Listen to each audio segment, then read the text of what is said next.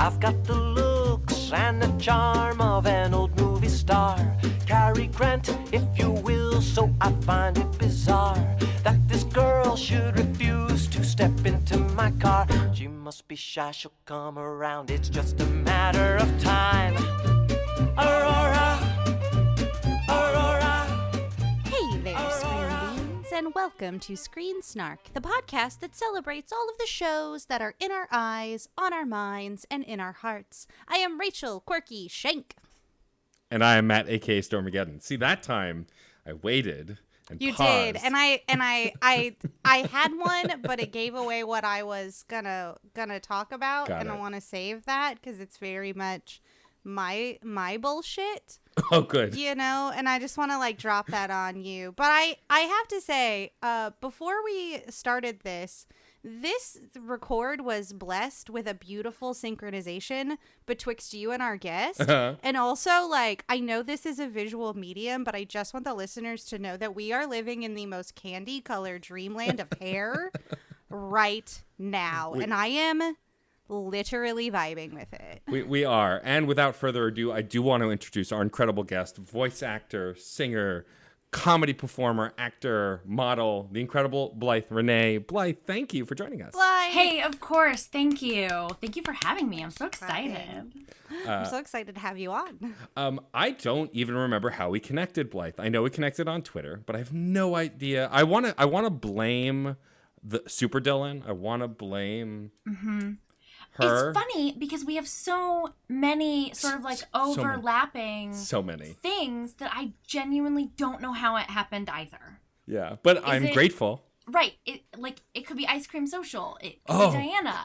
There's so many ways. It could be Ice Cream Social. That's right. Honestly, I just assumed it was the Mini Roads to Matt principle, where it's just does everybody know Matt? Look, I do too much and I work too much, and that's a problem. You make so many friends. I do. It's true. But this is not an episode about how many friends I have, because the number is not as big as you'd think. No. It kind of, but Matt, it kind of is. Shush. You bring your friends on too. Screen Snark is about you showcasing your very talented, very cool friends. That's true. It's about bringing on people who are all way cooler than me. It's fine. And me as well. But Blythe, we're really excited to have you. I'm really excited to talk about some of the voice acting work you've done and your comedy and all that stuff. But we will handle that in the second half. As always, we will begin with the most recent thing we've watched, and I would be doing a disservice to my entire internet brand if I did not bring on the most recent movie I saw, which is, of course, the best movie of the year, Venom, Let There Be Carnage. Because, yes, Rachel. I still haven't seen it. All right. It's happening on Thursday. Okay. Fingers crossed. Okay. Then it's hard to go to the movies. It is. Well, especially since I only will go to theaters that have the spaced seating. So, yeah. And that will require masks when you're not eating. So, but anyone who's followed me on Twitter for the last few years knows that I love my big, dark, symbiote himbo boyfriend Venom. And I loved the first movie completely unironically, and so I was very excited for the second movie. And so knowing that my incredible co-host, who I know is going to love this movie, hasn't seen it yet, Blythe, I assume you have not seen it also? I have not seen it also. Okay. I plan to. Okay. I look forward to it, frankly, but I have not gotten there yet.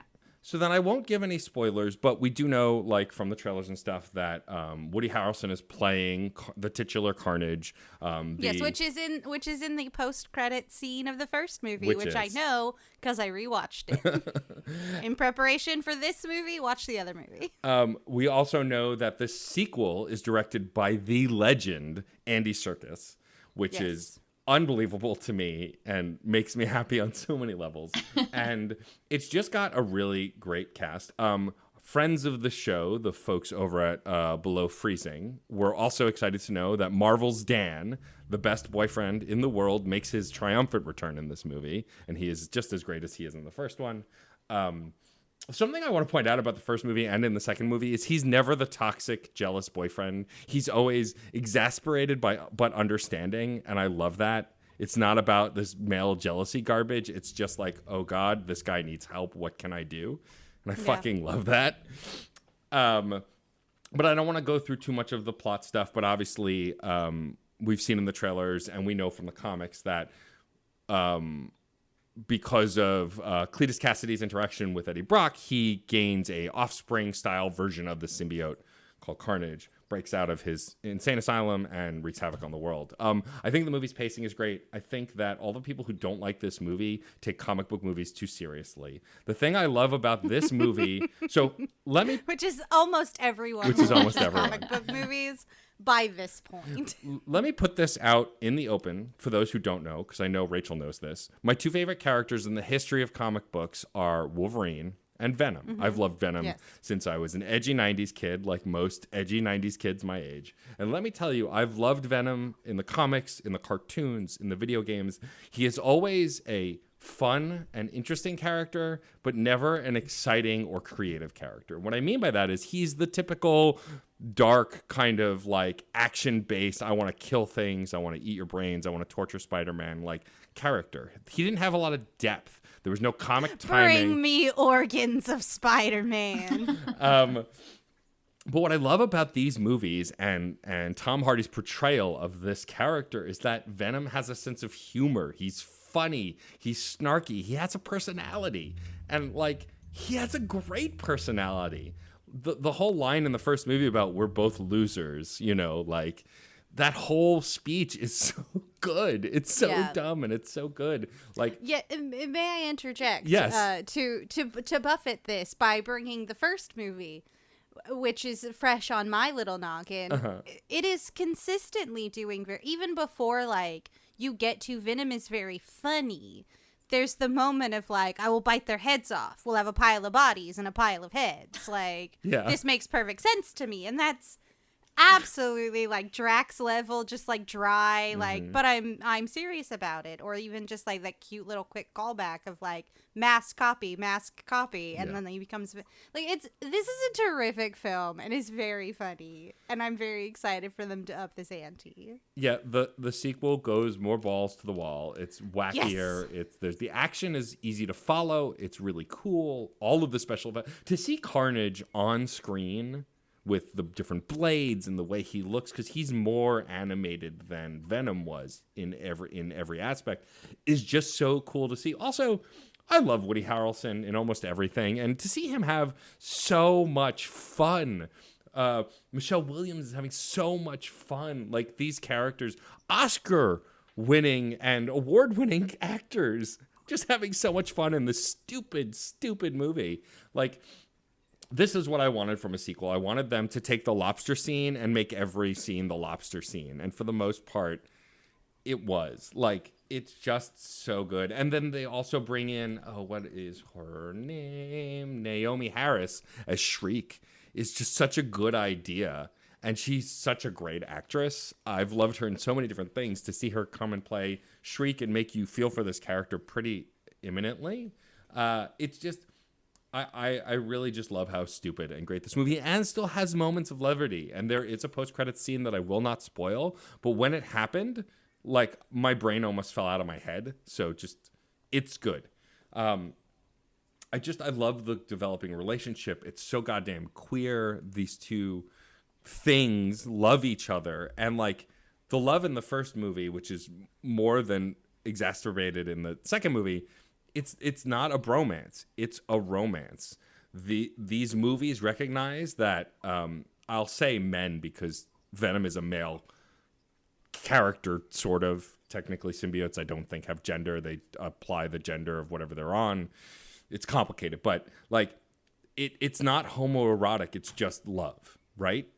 And I love that. And it can be homoerotic too, but it's not played for laughs. There's no ill gross. It's just the Eddie and the symbiote love each other, and that's it. And I love that. And that there's it's never played for laughs, their love or their relationship. Even in the second movie. Like, even their odd couple moments, it's about them being different, but it's not because they're queer or showing this queer energy. And Tom Hardy just goes all the way to 11. He breaks the goddamn dial in every scene. And I loved it. It was great. I can't wait for you both to see it. I'm terrifically excited for it. My only enemy has been time. Yeah, I made my spouse promise that we would see it like the Saturday it came out because I had to. Yeah. But it's okay. It's doing really well in the box office. Yes, it is. So we're not doing that little like engine baby that could. Right. Like the first one was. We're Yeah. going to have this for a while. So Yeah. It just bums me out when I see people, and like I get why people don't like it. Like I'm not mad at them, but it just bums me out because I think a lot of the discourse on this movie being bad, quote unquote, is that it's campy. And I think campy, like comic book movies are meant to be campy. The Batman Adam West movie is perfection because it's campy. Like it just, the entire Spider-Man 1 Bonesaw scene is just like the most camp. the most. Bring us back camp. Bonesaw is ready. I think there's something to be said for like all of the comic book movies at this point that just don't, they know what they are and they don't take themselves too seriously. Yes. And I think that's when they're at their strongest. You know, when you get dark and gritty, like, it's not my favorite. I get that there's like positives to it, but I really feel like, yeah, when they're at their strongest is when they know what they are and they're not taking themselves too seriously. Yeah, I mean, Yeah. the MCU movies, for the most part, don't take themselves too seriously, but they're still fairly serious. But then you get movies like Shang-Chi, and the reason Shang-Chi has jumped to the top of my MCU list is because it knows it's a comedy. It knows when to be dramatic, and the laughs are never at the expense of the characters in the movie. It's always you're laughing with them about this ridiculous situation that they're in that would never make sense on any level. And that's why the Guardians of the Galaxy movies are so good. It's, you know, I think I love The Winter Soldier. I love Civil War. I think those movies have their place and they're great. But I think the more that I spend time in the MCU, like I saw the Hawkeye trailer, and when I saw it was like a Christmas movie style series with like goofs and laughs, I was so excited. Like that's what I want from a stupid Hawkeye show. Yeah. I just needed Clint to be very beleaguered in order for me to believe that this was going to be an adaptation of Fractions Hawkeye, Yep. because like that Hawkeye is like the most beleaguered. Yes. You know, just like everything is difficult. Everything is just like cranked up to like 12 or 13. There's no time to get a mug. We're just drinking out of the carafe. My protege hates me. The dog hates me. I love it. And I'm very excited for that energy to be in that Hawkeye. And I think maybe the encompassing thing, because we're talking a lot about like how comedy and like how drama all come together.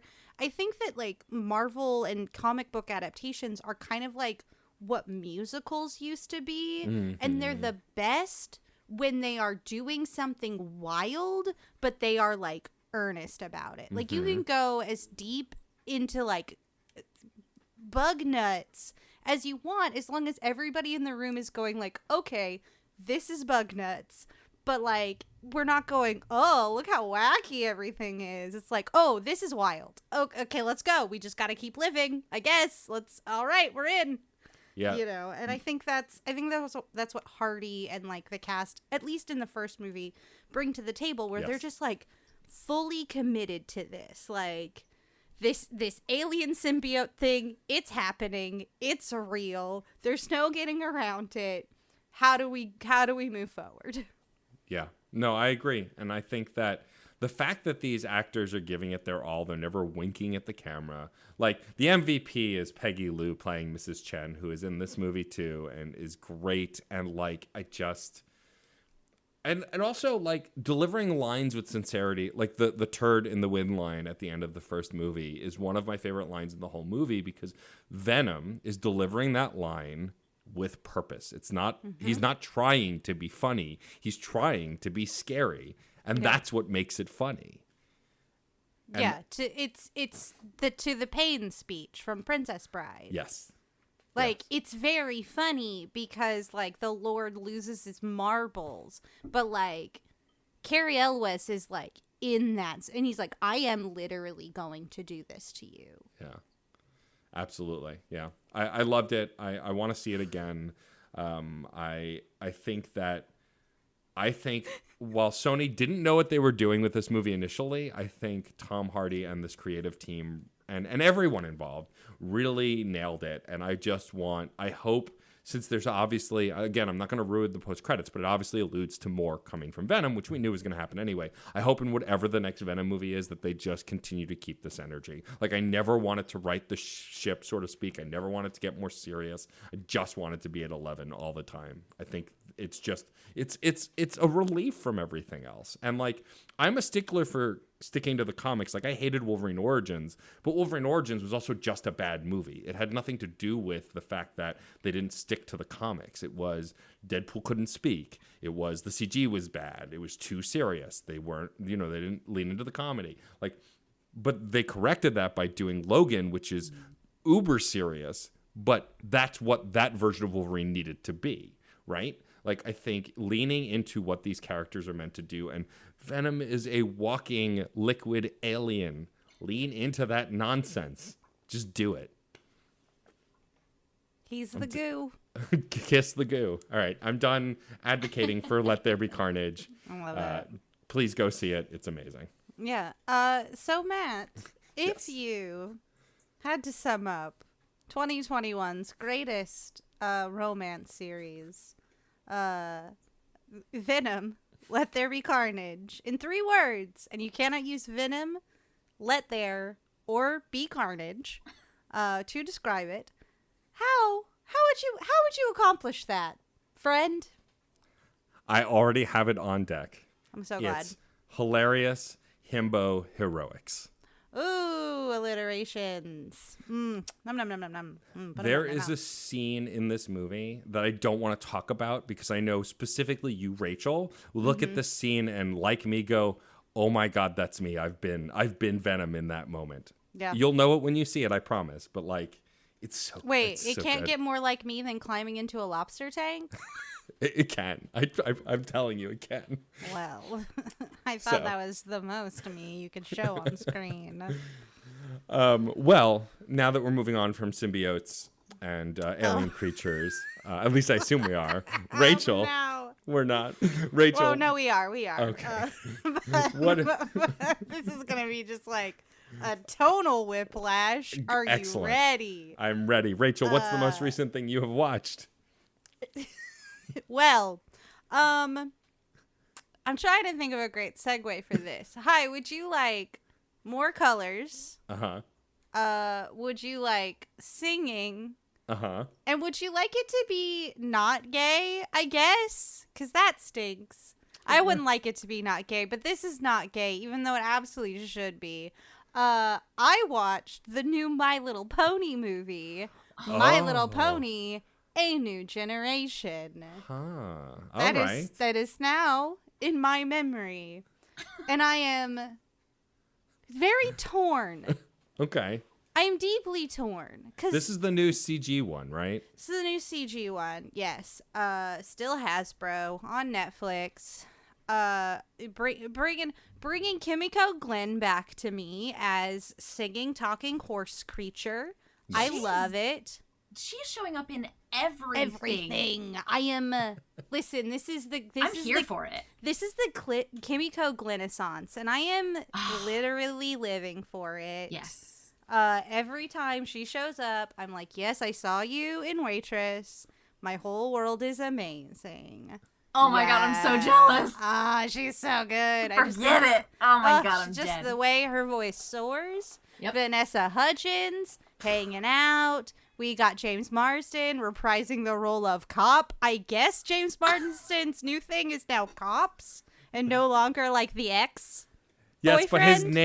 but his name in this is the best name. He's Hitch Trailblazer. You could say he's also living up to his Westworld roots too, because That's also that very Western, true. Yeah. the Western vibe. Yeah, he's just somehow like James Marsden like finds a thing and he just kind of leans into it for a while, and now it's like I am cop friend to Sonic and now to what's her name, Sunny Scout Moon. I can't remember. These names got a Sunny little more. Star Scout. Thank you, Sunny Star welcome. Scout. And there's like Izzy Moon something. These names, they got first and last names in a way that they don't say together. They're all like Izzy and Sunny and Hitch and Pip and Zip and all of that. So I can't remember their last names because they don't say them a bunch. You know, like it's not like Twilight Sparkle's entire name said again and again. But the reason that I am torn about this piece is it is set in the My Little Pony Friendship is Magic universe. Okay. In sort of like a modern present. The ponies have cell phones, la la la. And I'm gonna call this the Legend of Korra effect. They have cell phones. They have cell phones. But they have cell phones, sorry. They have cell phones, yeah. How do they dial with the hooves? Like it's just one giant. I need you to go and just watch all of the series of My Little Pony's Friendship is Magic, and you're just gonna understand that they can. Okay. They just can. Like they can grab things and like move, and it's fine. Okay. They can light fires. It's great. Their hooves are hands. Don't panic.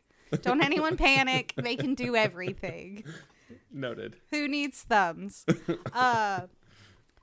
But I'm going to call this the Legend of Korra effect because this movie made me feel the same way that I always feel after I watch Avatar The Last Airbender and then watch the first episode of Korra, because there's a grim realization that you have that all of the characters that you love are dead.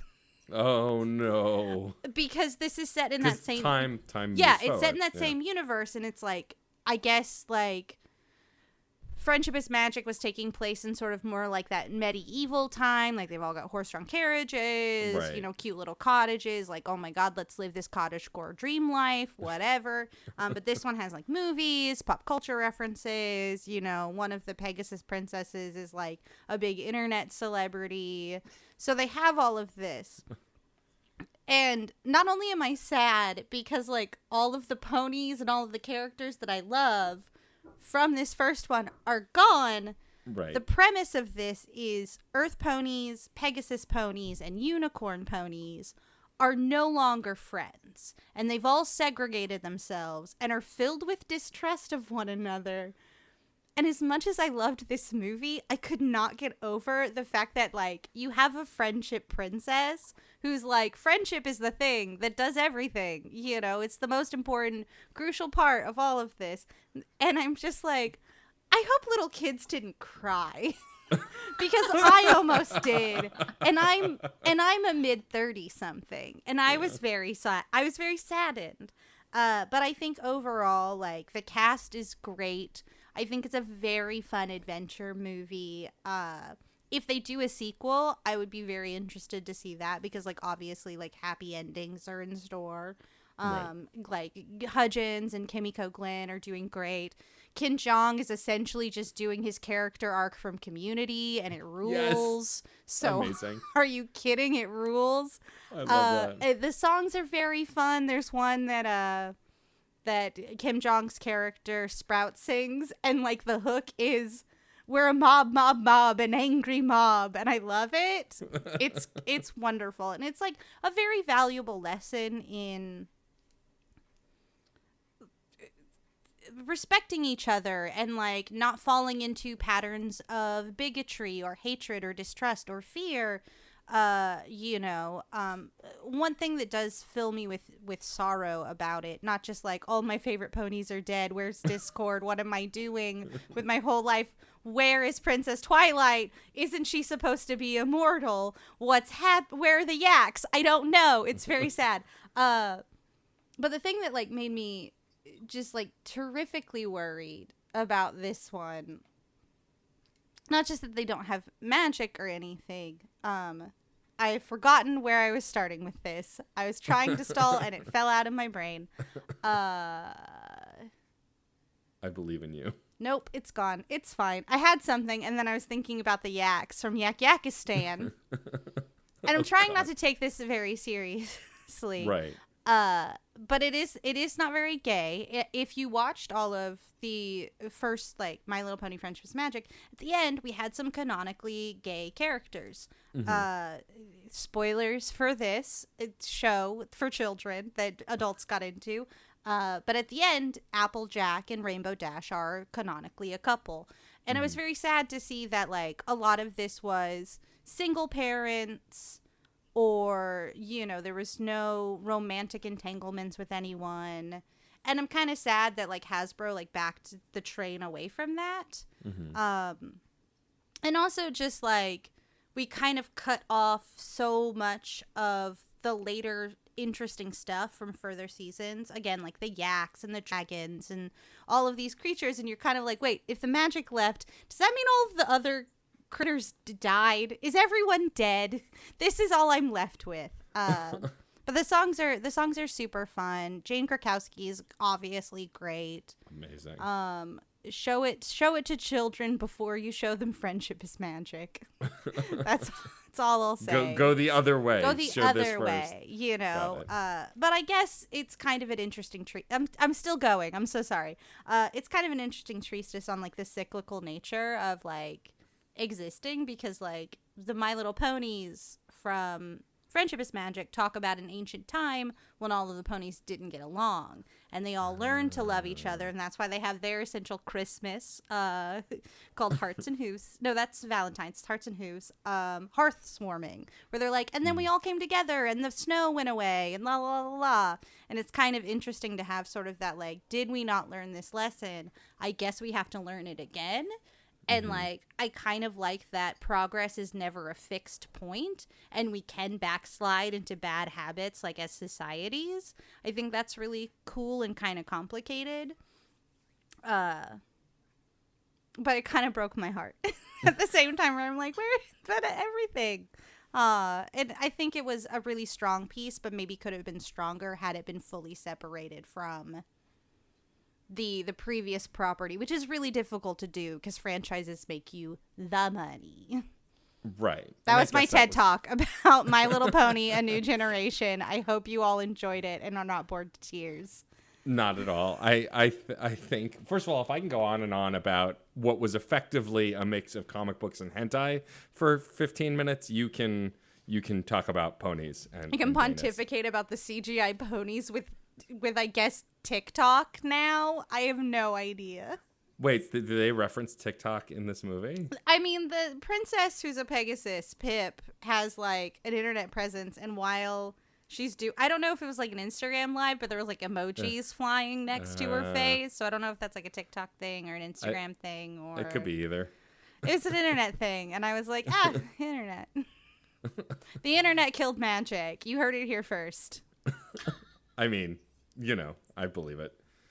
The internet is a complicated place. Well, Rachel, if you had to sum up My Little Pony, A New Generation, without using the words My Little Pony or A New Generation, how would you do that? Even the puppy in the background wants to know. Yeah, we're all. She does. She's dying. I know I keep coming back to this well of descriptions, but here we go. Friendship beats fascism. Yeah, I mean, sure. That's every time, right? Every time. Yeah, there it is. Also, I was able to use friendship finally because friendship wasn't in the title. But yeah, it's true. It's truly a great story of communities rising out of their own bigotry to see each other with respect and, rejoin as co-communities. It's great. Spoilers, happy ending. It's a kids movie. What do you expect? Yeah, I think we kind of expect that, right? All right. Well, now on to our incredible guest, Blythe. What is the most recent thing you have watched that you've brought to discuss? So, I'm concerned that you've already discussed it. I'm almost certain that you have, but the most recent thing that I've watched is, in fact, the HBO Harley Quinn series season 1. Yeah. So I'm a little behind, but I'm getting there. So I don't know. I mean, maybe Rachel might have brought it on. I don't recall. But we definitely talked about it together. Okay. Yeah. I've only seen the first couple of episodes, but I love it. I mean, Alan Tudyk is the Joker. Like, if anyone's gonna get anywhere near to Mark Hamill, it's that man. And he in that first episode, he's such a dick in the best way. Yeah. Alan Tudyk, I would watch or listen to Alan Tudyk do pretty much anything. Same. Yeah. So, like, I hate Dollhouse, for instance, But the one caveat is Alan Tudyk going like full I don't even know full what. Yeah. Full Alan Tudyk, I guess? Yeah. I Yeah. don't know. It's insane and Yeah, I love it. I really wish the premise of Dollhouse got a better TV show than Dollhouse. Just a few tweaks or approaching it differently or just not including Eliza Dushku. It's fine. It's fine. I'm But feeling what sorry. were we to do with Faith after Buffy? I let her keep playing the same character over and over because that's what she's good at. And if it ain't broke, don't fix it. So what did you think of the first season? I mean, the first couple episodes I loved. I thought it was great. It's just so good. Yeah. I will say, like, I struggled in the beginning with Kaylee Cuoco, is that her name? Her accent is all over the place, and I wish they would have picked either accent or no accent. But it was like a little bit like what's going on here in the first episode, and then I just kind of got over it. And then outside of that, she was freaking great. So I really enjoyed her performance. Obviously, her relationship with Poison Ivy is like Just perfect. Yep. Exactly what It's- we needed. It's like relationship goals. And yeah, so I don't know. It was just fantastic. And like you said, Alan Tudyk, not only as the Joker, but also as Clayface. I think. Yeah. Oh yeah, he's Clayface also, and like Clayface was my favorite character in the animated series, the Kevin Conroy animated series, and has been one of my favorites. But to see this version of him, the theater actor, is just it's such garbage So in the best great. way. Like I just I love love it. these little It's- misfits. They're so sweet, Yeah. all of them. It's so perfect. And I mean, of course, Clayface as like the theater actor, it just speaks to my inner theater kid, specifically the high school version. So yeah, just really great. And the cast as a whole, just everyone in that cast is like amazing. Just amaze balls, if you will. So yeah, I really enjoyed all of it. It's fun. And I you know what? This is the first DC cartoon I've seen, which I've been hearing for years. They've been knocking it out of the park. That DC cartoons are the way to go. You want to watch those, and I just hadn't committed. I hadn't made the time because, as we've established, time is the enemy. Yeah. But you know, for Harley Quinn and Poison Ivy, and you know, actually getting to drop like F-bombs and things, I was like, yeah, all right, let's do this. But yeah, really, like, and just it runs the gamut. Honestly, it's very fun, it's very over the top, but it also like tackles like some really like serious things and does it in like a really respectful way. So yeah, it's really impressive to me, just everything that they did. Yeah, I love that like the first couple episodes deal with toxic relationships, and it deals with I am someone that feels you can be a fan of Joker and Harley's relationship and also not be a fan of it, right? Like you can understand it, you can understand where it went, and you can, I mean, ultimately we should champion the gayer relationship because fuck yeah. But like I'm not going to fault people for standing that original relationship too, because it was coded to us for so long as like the villain relationship, like handling that complicated relationship and talking about how it actually wasn't good and how Harley can do better, and like Poison Ivy trying to get through to her, I think is really awesome to see, and to watch her go through that evolution in real time in this show in a similar way that she does in Birds of Prey, the movie, like this understanding that she's been duped and finding the strength within herself, you know? Yeah, absolutely. And it not being someone else, people are telling her, but it's when she realizes it, it's when she understands it that she can make a move. I also really appreciated that it wasn't just like a leaving toxic relationships or abusive relationships is really complicated. And even when it is portrayed in media, you know, even like the most realistic portrayal is still like it's a, you know, it's kind of a it goes up over time until they finally reach that pinnacle. And in some ways this was that, but there was also like backsliding and like acknowledgement that, oh, this is wrong and bad, and then still going back to that, which is really realistic. Yes. And I think we as a society oftentimes don't acknowledge that is common and normal and should not be like just written off. When people should be forgiven when it's done, they should be supported, and then also people should forgive themselves when they do it. And because I think there's a lot of that, of just like beating yourself up over that sort of thing, or just clinging harder to the thing because you don't want to be wrong. And like, no, it's okay. Like all of that is okay. And so I really like this representation of that. Yeah, no, I agree completely.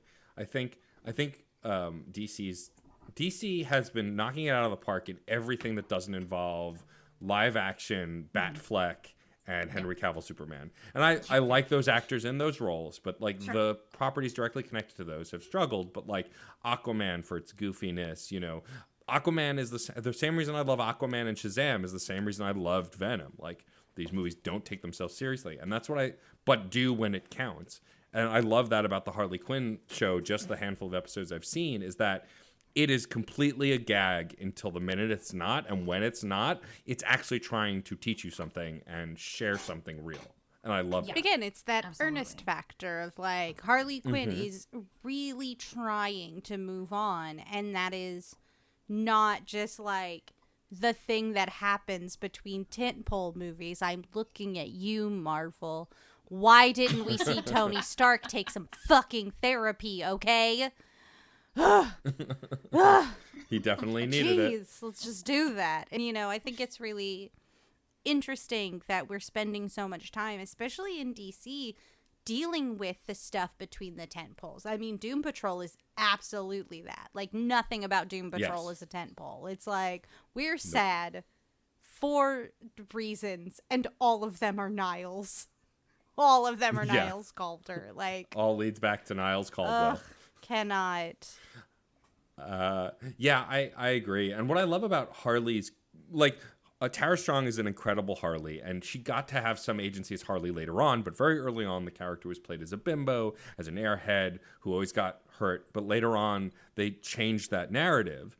And in all the modern interpretations, especially this cartoon and everything that Margot Robbie has done, this character has agency in a way she never did before. I love in this cartoon and in Birds of Prey and even in the newer Suicide Squad when they let her show how smart she is, because she's smart. A doctor. She's a doctor. Yeah, exactly. She's absolutely out of her mind, but she's still smart. You can be crazy and be smart. You can be unbalanced or neurodivergent and still be smart. And this character gets to showcase that, and I love that. Yeah, Love absolutely. Love it. Also, the animation is just gorgeous in this cartoon. Oh, yeah. Like, just drawn so well. That color palette is delicious. Like, the green of Ivy. Even, like, the green and yellow of Kite Man is very, like, pleasing. Like, it's a very good, palette to look upon. Yeah, it's Absolutely. great. Also, Ron Funches, it's King Shark. Thank you. Get it, Ron Funches. I was low-key sitting over here just thinking. We're talking about Clayface, and I'm like, but my baby King Shark. Love King Shark. I love everything that Ron Funches has ever done, Same. including telling me that my Bioshock shirt was cool. I love that. Wow. Love it. Yeah. Not to brag, but Can I tell you how happy I am that we got not one, but two incredible King Sharks in the last few years between Ron Funches and then Sylvester Stallone's show-stealing King Shark in the new Suicide Squad. Like, I love it. I'm so glad. My happy dumb baby. I'm so glad. It's such it's such a wild character. Like, you would never assume that, like, that's the one that you're gonna see and love, and it sure is. Yeah. I still can't believe that this year we had a movie with Starro in it, that actually happened, that Starro the Conqueror was in a movie. Like, that's wild. In the like in a cartoon. In like fine, literally the most Dungeons and Dragons style final battle. Like someone has a magic item. Are you kidding me? This is Dungeons and Dragons. Blythe, if you had to sum up the Harley Quinn show, Oh, sweet baby. It's fine. I have a bonded dog and cat, Gwen and Miles. Guess what they're named for? And they play until Miles gets angry and bites Gwen and she cries, but then she keeps playing. She's fine, I swear. I believe you. If you had to sum up the Harley Quinn show in just 3 words, what 3 words would you use? Okay, all right. Oh gosh. I have 2 answers and one of them is a joke. I'm gonna give you my real answer first. It's fun, silly, real. Okay. Which seems sort of contradictory, but it's not. And then my joke answer is my fellow whites. Yeah. So if you haven't seen it, just literally watch the first 5 seconds. You'll get it. So my good. Goodness. Well said. I can't believe that Yes, we're Rachel? truly getting the most realism from our animation. You know, like I've been over here in my little animation corner being like, Steven Universe though, like let's She-Ra, let's talk about that. And like, oh my gosh, right, forget just it. give me all of, I love it so much, you know, and like starting to really have that discussion of live action's just kind of animation now. Like everyone gets really mad and they post those like, look at Brie Larson, where's her hair? And it's like, they had to chroma key that. They animated it. It's fine. This is a cartoon. It's just the animation medium happens to include real bodies sometimes. Let's just live in this. Let's go. Yes, agreed. Let me exit I'm let me excited. get off I my haven't soapbox. watched. I love animation. You're right. No, I love stay on it. animation Please. so much. I'm with live you. For it. I want to watch the He-Man reboot really badly. One, because friend of the network Yuri Lowenthal he's Spider-Man and now he's He-Man and Prince Adam. Like this dude is just killing it. But like I'm excited to see how they explore He-Man. Like it's not going to go the same way as She-Ra, but I imagine they are going to use this opportunity to explore things differently. Since it is a reboot, it seems more like technology based and steampunky almost, or a little like sci-fi future punk. And we mustn't sleep on Griffin Newman's performance as Orko. Like we mustn't. Yes. We simply mustn't. Yes, we mustn't. So Blythe, I am so excited that we got to have you on the show. I cannot believe some of the awesome shit you've done. I've watched your reel so many times, and I want to start by talking about Borderlands 3 and Gen 4. Is it Gen 4.4? It's Genevieve. Genevieve. Oh, Genevieve. It's Genevieve. Her manufacturer didn't know how Roman numerals work. Genevieve, that mission and Genevieve is so much fun. I like Borderlands doesn't always hit with me with the writing, but when it does, it's amazing. And that mission specifically is just like you're just dealing with a crazy AI and like what. So obviously you play games. You mentioned BioShock earlier. What was it like to be in arguably one of the largest franchises on modern consoles? I mean, here's the thing. I have very few decals on my car, but the only video game decal I have on my car is a Borderlands decal, and it's been there for about 10 years now. So getting to be in a Borderlands game when you're already a giant Borderlands fan, Borderlands 2 is arguably, depending on the day, maybe my favorite game of all time. It's great. So getting to be in a Borderlands video game was if you play the mission, it's 2 AI characters that are going through a messy breakup. And the other AI character is actually played by Ice-T. I love it. Right. So yeah. So the thing about it was like I kept thinking, someone's gonna realize we have Ice-T and this girl no one's ever heard of. At some point, somebody's gonna go, y'all, what are we doing let's get an actual name in here, an actual professional in here. And I genuinely believed, like, up until, like, content lock, I wholeheartedly believed they were going to bring someone in and swap out my audio, and they never did, and I was just, my head exploded. So yeah, it was crazy. I feel very lucky. The whole thing is just a sort of crazy random happenstance, to even be in that position to begin with, and then to like keep the role and have it launch. It just insane. So, yeah, there are no words to describe. I will say, like, Borderlands 3, you know, like you said, it's very hit or miss.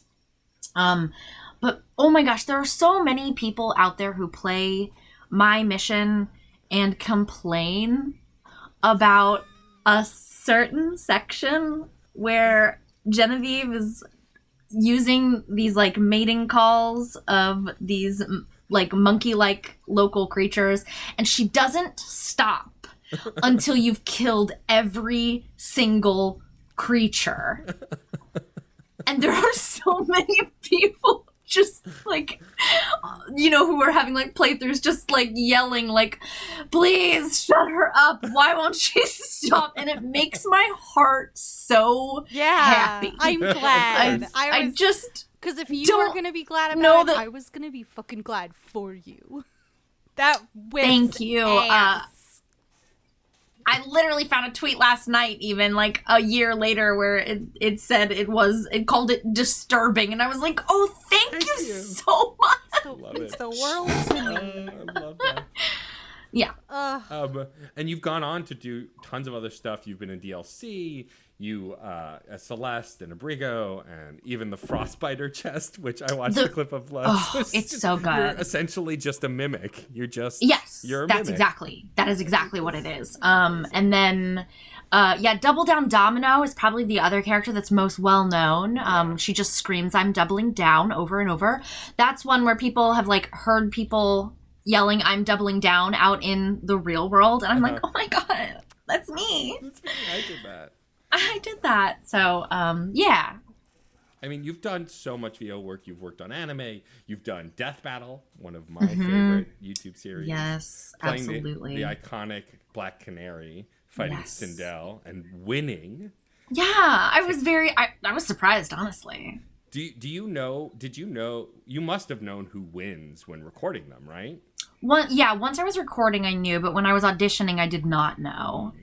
So yeah, they ask you to just like do a death scream, so you don't know whether, but every character's asked to do a death scream, so you don't know if it's gonna wind up in the actual script or not. So that's always fun. You find out basically I didn't find out until I showed up for the session, I think.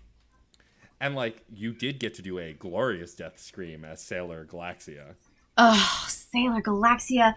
So Rooster Teeth I've been following since Red versus Blue, many years ago. Halo was like my gateway drug into like AAA gaming. I did some gaming as a child, mostly Nintendo stuff, but then I kind of fell off, and then I got into Halo, and I was like, oh, this is my home now. So Rooster Teeth, of course, was already doing the Red versus Blue thing. I was a big fan, and, you know, I started watching some of their other things, listening to their podcast, blah, blah, blah. So when I got cast in a Rooster Teeth thing, I was already, like, over the moon, and that was, the Black Canary one was first. And so I was like, I literally screamed out loud when I got the email that I was cast, ran around my house. It was just me at the time, so this performance was for literally no one. But I was just running circles around my house, screaming. And then the Sailor Galaxia one, Sailor Moon was like that was my gateway into like anime and other forms of nerddom. I had multiple Sailor Moon fan sites when I was in high school. Impressive. I learned HTML so that I could code them. Let me tell you, Angel Cities and GeoCities and Angel Fire, forget it. I had them all. So yeah, I literally learned HTML so that I could create Sailor Moon fan sites. So playing Sailor Galaxia in any form was just, again, a dream come true. I've just been very lucky. Very, very lucky. Did you always want to be a voice actor? Was that something you set out to do? No, it's wild. I never even considered it. So my path into voice acting is a bit strange and unreplicatable. That's not a word, but you know what I mean. But yeah, I've acted my whole life. I started out dancing when I was 2 years old. I was doing musicals by the time I was 8. And technically haven't stopped, just haven't done one lately. It's fine. Pandemic, we'll blame that. Yeah, we're all blaming the pandemic for not being on stages. Yeah, it's fine. Listen. Yes, exactly. Listen, Sideshow was a few years before the pandemic started, but that's not important. We'll just gloss over that detail. But I was actually working at Gearbox as a producer. And they found out I was an actor, and they had me kind of audition to do just temporary stuff. Mm-hmm. Just, we did scratch tracks until they brought in. In fact, I got to do a few temporary missions for Moxie. Oh, and nice. Doing my bad Brina Palencia knockoff, I was like, yes, I want to do this forever. But that's when I fell in love with it. I just was like, oh, this is really fun. And I already have the acting background, and especially musicals specifically, stage actors, sure, but musicals are very much over the top. And when you have that sort of background, voice acting is right there in the same wheelhouse. So I found that I was really enjoying it, and I was being told I was pretty good at it, and then wound up doing the temporary voice for Genevieve, and then they were like, no, this is good, we like this, stick with this. So that's kind of how it happened. And once I started getting into that, I was like, okay, how do I do this outside of here? And I just started auditioning for anything I could get my hands on, basically. So yeah, I've done a lot of audio drama podcasts, which are fantastic. And it feels very much like community theater. It's so scrappy. There are the bigger production. It is just like the theater world, where you have your professional productions that are being done with a budget and people are being paid, and and then you have your more indie projects, and it's just very scrappy, and it's people are just working it out, figuring it out, and maybe they have this one skill, and they can throw it in, and this other person comes in, and just you're making this crazy thing that and so I just love it. Absolutely fell in love with the audio fiction world in I found a lot of similarities between theater stuff and scale in the world of professional wrestling. Mm-hmm. I've fallen really deep into AEW. Yeah. It's here. I mentioned it. Ha, listeners. Oh. It's my whole personality now. I didn't know if you knew. But I went to an indie show, and what was really cool is someone that I've watched on television do wrestling was at this show in this in sort of this indie space, and it's just it's just how much glitter did you put on it? And that's the only difference. We're not talking about and to sort of come back to your sort of Ice-T moment where it's just Ice-T just had more glitter than you. That's it. That's the only difference. That's why you belonged there. We're all just scrapping in a beer hall in Connecticut. What are we talking about? It's just how much budget did you get for the thing? I think that's important to remind ourselves of. Absolutely true. Yeah, I agree. But yeah, it's been wild. And then, like you said, a couple of anime roles. I actually just had more than one line in an anime that released on Saturday for the first time. So cool. Baby steps. Love so that. Just slowly getting there. What's the name of that anime that just came out? Oh gosh. I'm going to butcher the pronunciation because, of course. But it is Kageki Shoujo.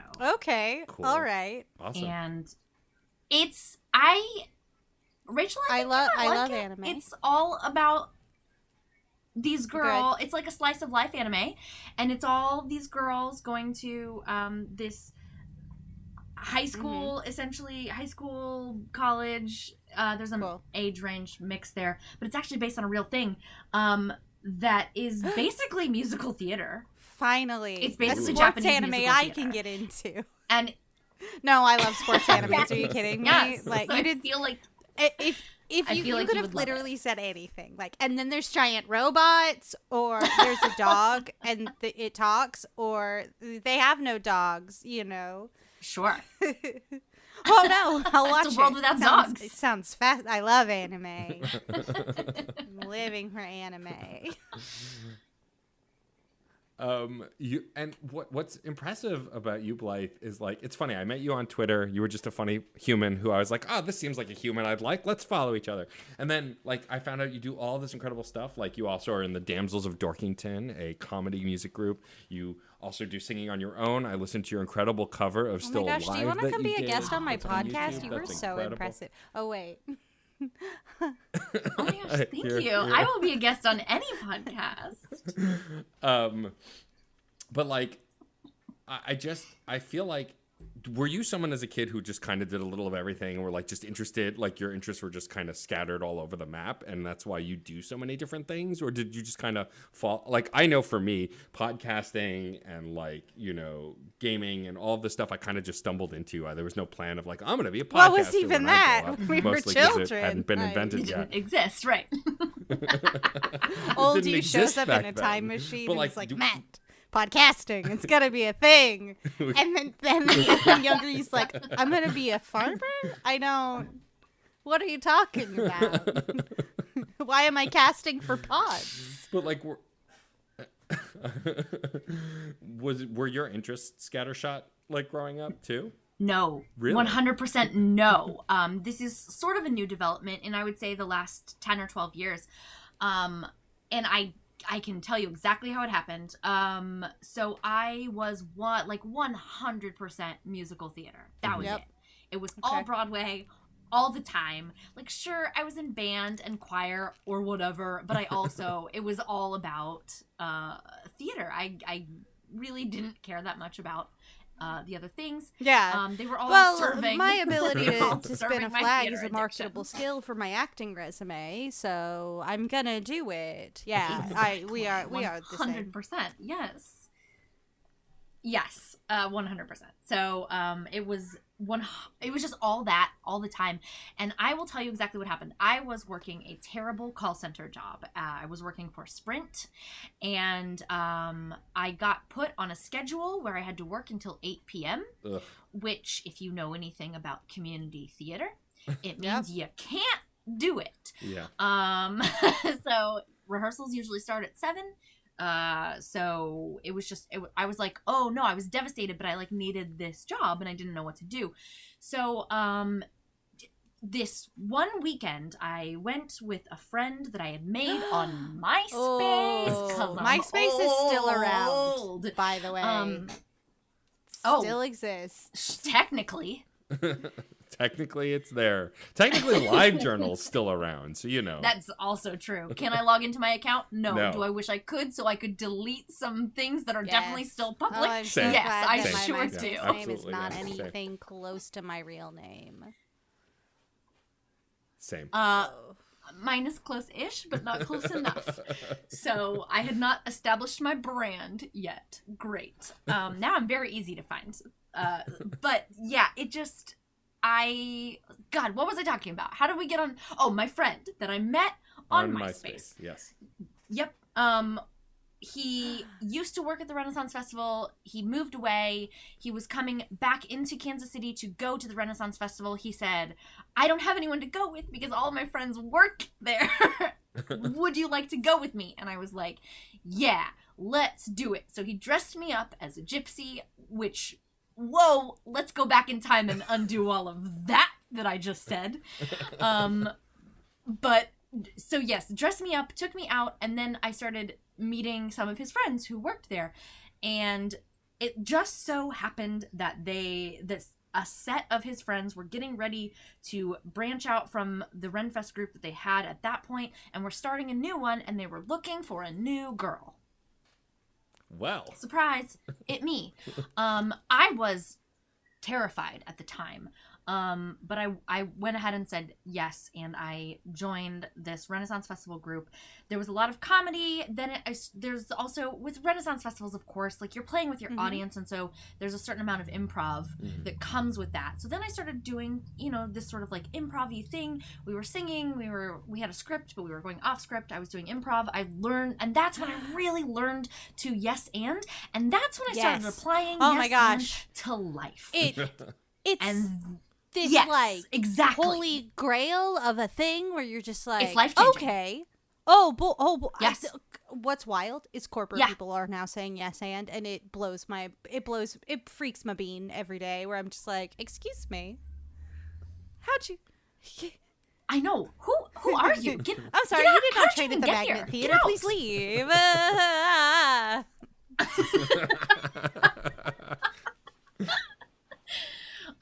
But yeah, it really, like, that is what literally changed my life. And I just started saying yes and to all kinds of things, not just, theater adjacent sort of things, but even like my job at Gearbox, for instance. Someone was literally just like, hey, we have an IT job at Gearbox, do you want to do it? And I was like, I've never done IT before. And they were like, yeah, we know. And I was like, cool, we're gonna find out if I'm good at IT.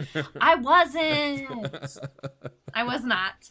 But I wound up getting a production job, and it's project management and organization I can do. And so, but just jumping onto these things and going, well, I don't know how this is going to go, but we're going to find out. And then that leads to other things. And then you just jump on and you see, like, does this work for me? No, it doesn't. Okay, pivot over here. Try something else. And, like, that entire philosophy changed my life. And that is how I wound up performing at the Renaissance festivals for a couple of years, which is crazy in and of itself. And then starting my own group and performing at the conventions as the Damsels of Dorkington. And then we were, we've done sketch videos and music videos and just all kinds of things all over the place. And then I started doing the VO thing. And again, that was just like I don't know if I'm going to be any good at this. Let's find out. And turns out I love it. So yeah, that's kind of how that happened, and it's definitely Blythe, I'm not gonna lie to you. 20s. I just went to the New York Ren Festival this weekend, and I was one burlesque show away from being a Ren Fair person. I know it. You are so lucky. Yeah, you are so lucky. I definitely walked around that festival, and I was like, this could have been me. I could have been on this circuit. But then the naked sparkly people got to me first, and I was like, oh, burlesque is my old personality now? Great. That's the right choice. Listen, I love a Renaissance festival. I will encourage everyone to go to it, experience it. Please, tip live everyone. Everyone. yes. Oh my gosh. Yes. No one is getting paid. But I will also tell people, don't step behind the curtain. Just don't do it. Like, unless you really feel compelled. It is, so I performed with a touring group, which meant that we weren't necessarily mired in all of the, like, we're one big happy family at this Renaissance festival and we spend lots of time together. But, we did get to pop in and spend a weekend or a couple weekends, sometimes up to a month, kind of seeing it, and just, it was horrifying. The dynamics that they are allowing to, and it was everywhere.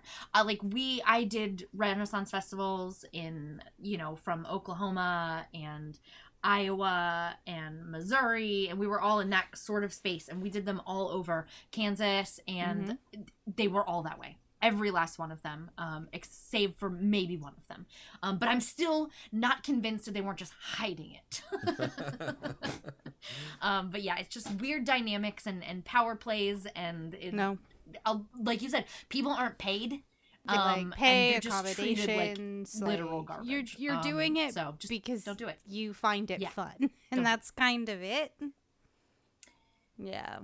Yes. It's for the love, and then they pitch this whole, like, family thing, and it just allows one of the them terrible to do some things really about things that shouldn't be happening. Where we have gone to in the discussion of like performance as career, it's one of the few places where the excuse of you're living your dream is used to like rob you of like a paycheck. You know, like I worked in the hospitality scene here in New York City, doing like a sort of like a half tour, half like theater show on the streets of New York. And it was kind of one of those things where it was like, but we're all a family, and like we're here doing our talents, and it's like we're doing our talents for not enough money and not enough protections, you know. So like, if any listeners out there can think of something they've been to where it's really cool, it's a cool idea, and like these performers, find out if they have equity or like SAG, because if they don't, they're being treated very badly, very, very quickly, very badly. That's true. That is unfortunately true. Also, if you are listening to this show and you are a fan of either host or Blythe or previous guests, and you are not sure where their art's money comes from, give go them find money. their Ko-fi, go find Always their merch store. give Spend artists a little money. Yes. Because as much as we love doing what we love, we also need to get paid. And let me tell you, advocating for your production rates at your correct rate to produce a podcast is not easy. Yeah. But enough about the depressing adult Thank you stuff. so much, Blythe. Oh my Blythe, I want to gosh. thank you for joining us. This has kindred been an spirit has absolute been found delight. in you I today. hope Yeah, that absolutely. absolutely we are going to bring you back. You have become one of my favorite I people can't on wait the to have internet, you on my show, and I'm Screen excited Snark. to They're gonna collaborate find you more in the so future. interesting. Yeah, I'll get you on there. Yeah. Oh my gosh, that sounds amazing. I'd love to come on. Thank you. Wait, okay, am I, great. Am I living Call- in the call my past? people. Hold on. Your Wait. people call my people. Blythe is on the show. What? Oh, God. Oh, wow. Yes, there you goal go. Good achieved. job. Weird. Nailed it. Wow. Oh, that's so strange. Oh, Arms in the air. Nailed it. time Just like machines that. again. Yes. In just a moment, we are going to ask you our final question and thank some folks. But before we do that, Blythe, please tell folks where they can find you on the internet and I'm all pulling the out my stuff phone that you so I do can and the follow best way you to in all support the you places. and your art. Perfect. I am Blythe Renay literally everywhere. You search for Blythe Renay, you'll find me and no one else. So you can go to blytherenay.com and that'll link you to everything, or you can search it on Twitter, Instagram, TikTok. I don't think I have a Facebook page anymore since I deactivated my account. I don't know. Who can say? Maybe I still do. I'm not posting on it anymore. If anyone is, tell me. I'd be curious what they're posting. Literally, so, the easiest follow YouTube, was already following I'm everywhere. you. Where am I not? Done. There you go. Done. Thank you, Blythe. Thank you so much for joining us. Yes, Before we wrap up, Rachel, simply we should must, thank some and folks. always shall, thank John Presnell for the use of the song Aurora off the album Fair Game featuring Stefan Rimble to be our beautiful entrance and exit music. Thanks, buddy. Yes. Perfect. I also a love perfect friend. listening to your dog flop around in it's the okay. background of that. Thank you. It's great. Like, It's I perfect. couldn't believe so that my cat sorry. No, it's great. I love my it. lap during this record. He was just like, I'm on your lap now. Okay, but don't climb on the desk. Okay. It's like like having a nuke in my lap. I'm just like, how are you going to ruin this record? I also want to thank the incredible Katie Bug who designed our And incredible I show want to artwork. Thank you so much, cat on Katie. my We lap adore of you. every day. That is the Certain Point of View Podcast Network. What a treat to be included in your network, where we've got a ton of cool shows. You should check them out. I'd name some titles, but I forget. Yes. No. It's Books fine. that You burn. can find all of them, actually, if you just go to certainpov.com. You can also find... Comics Books Quest. That Burn is one of the shows. Very good, Rachel. Rachel's just going to Tourette, a la Tourette's, just yell out podcast names for the rest Oh of no, the recording. no, I I thought had a she was moment where I just was like, reading should them I out open of the a list. Discord? Right, No, obviously, no. of course. Autographs. We also... We also have a permanent invite link to our Discord server. We have tons of conversations about TV, movies, video games, and more. So please come hang out with us there. Also, if you want to send us a missive, you can go to twitter.com and just follow screen_snark or send us an email at screensnarkpod@gmail.com. And of course, if you have a moment, please rate and review us on your podcast platform of choice. It helps us get featured. Helps 4 us to stars. find guests. Just Helps 4 folks stars. to That's find fine. the I'm show. not gonna. Listen. I'm not gonna beg you. Yeah, we don't for an need 5. A+. 4 is I'll perfectly I'll fine. take, We're like, a fine. B. That's fine. That's an average student. That one show with Hans and Yeah, Steven. I'm that title I pleased can to do never remember. That show's a good show. The Cine Guy. The real movie critic versus the Cine Guy. Yes. But now the time has come, I'm so Blythe, excited. I where love Rachel asking is this now question. going to ask I'm you only the good at final asking question. this one question, and it's my favorite question. When it comes to questions, That's not true. I love this. Blythe, if you could choose one trope from movies or TV to instantly and magically become true in your life, which trope would you choose? Oh gosh.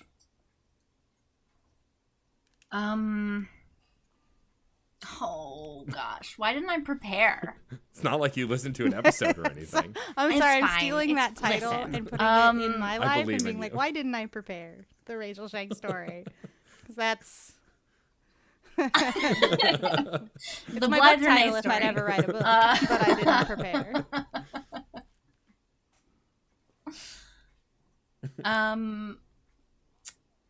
Oh Yeah, gosh. or movie. You know, like Any trope from Always TV. Rains at a funeral, Yeah. or Okay. Is this okay? I'm not sure you'll accept this, but yes, can I have you the absolutely breaking into can. song Yes, trope? Is that Yeah, a trope? Absolutely. That's what I want out of life. I want to be walking down the street, and when something exciting happens, I want everyone to go into a choreographed I'm dance in. I love that. together. That's just what I want. I love that. Let's do it. Here 100% we more are musical on moments in Screen life. Let's Snark, hanging out with Blythe Renay. Because when I break into song with my headphones on amongst a quiet crowd in the middle of the crowded New York Yeah. streets, I just get Not funny enough looks. people know Nobody all the sings lyrics along. to I don't Adam understand. Cole, baby. Exactly. Just in everyday. A lot of people know the lyrics to That's Adam true. Cole, baby. But I cannot find them just randomly on the streets. No, you can't. Blythe, thank you again for joining us. This was an absolute pleasure. Thank you for having me. You're welcome back anytime, literally Good. anytime. Yes. But Finally, I'm your new someone third with co-host. Sweet. some All right, core let's do it. competency. Great. Done. At last. Finally. Woo. Exactly, right? I can let go of the wheel. I of course, also want to thank my brilliant and talented, green-haired... wow, I lost the words, but we're just gonna roll with it. My is incredible the color co-host, the of your brilliant co-host Rachel hair. Shank. I would like to thank my friendship beats fascism co-host Matt, aka Stormageddon. Listen, it's literally I'm never glad to going see that anywhere. hasn't I gone was anywhere. really nervous that this and- pony movie was going to be very bad, and I was going to have to say 3 very the bad bit. words, and I did not want to use them on you, and I'm glad that I didn't have to. Well, it's good to know. Thank you. And finally, of course, I want to thank all of our Sweet incredible little listeners. screen You are beans. the reason we do this. You're amazing. We will see you at the movies or on a couch somewhere. Bye-bye. Aurora, Aurora, Aurora, Aurora, Aurora. Metal to magnet, she will be mine. Aurora. Video games are a unique medium. They can tell stories, Immerse us in strange, fantastic worlds. blur the very boundaries of our reality. But at the end of the day, video games are fun, whatever fun is to you. I'm Jeff Moonen, And I am Matt, aka Stormageddon. and on Fun and Games, we talk about the history, trends, and community of video games. It's a celebration of all the games we play and all the fun we find within them. And there's so many more games out there. So we hope you'll share in that conversation with us. Fun and Games podcast with Matt and Jeff. Find us on certainpov.com or wherever you get your podcasts. And happy gaming. CPOV. CertainPOV.com.